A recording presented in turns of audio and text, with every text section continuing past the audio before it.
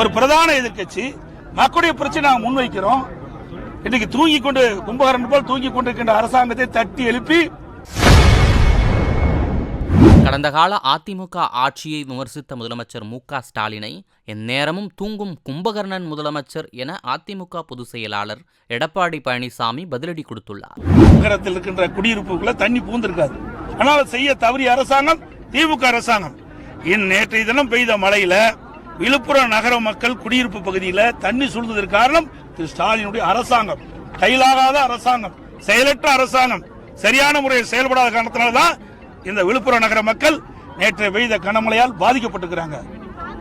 இன்னைக்கு நேற்றை கூட பேட்டி கொடுக்கும்போது திரு ஸ்டாலின் குறிப்பிட்டிருக்காரு, எடப்பாடி பழனிசாமி கொடுக்கின்ற அறிக்கைக்கோ எனது பேட்டிக்கோ நான் வந்து பதில் சொல்ல வேண்டிய விருப்பம் இல்லை அப்படின்னு சொல்லியிருக்கிறார்.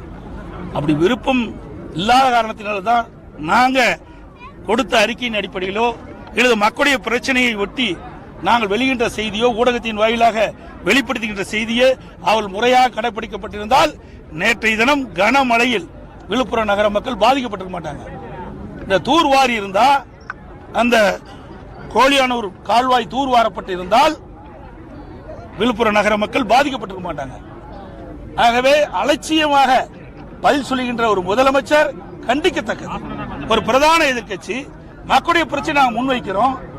இன்னைக்கு தூங்கி கொண்டு கும்பகரன் போல் தூங்கி கொண்டிருக்கின்ற அரசாங்கத்தை தட்டி எழுப்பி இது கனமழை பொழிகின்ற பொழுது இந்த விழுப்புரம் நகர மக்கள் பாதிக்கப்படுவார்கள் என்று சுட்டிக்காட்டுகிறோம். அப்படி சுட்டிக்காட்டி கூட இந்த அரசாங்கம் விழித்துக் கொண்டு அதற்கு உரிய நடவடிக்கை எடுக்கப்பட்டிருந்தால் இன்றைய தினம் விழுப்புரம் நகர மக்கள் இந்த அவதிக்குள்ளாக இருக்க மாட்டாங்க.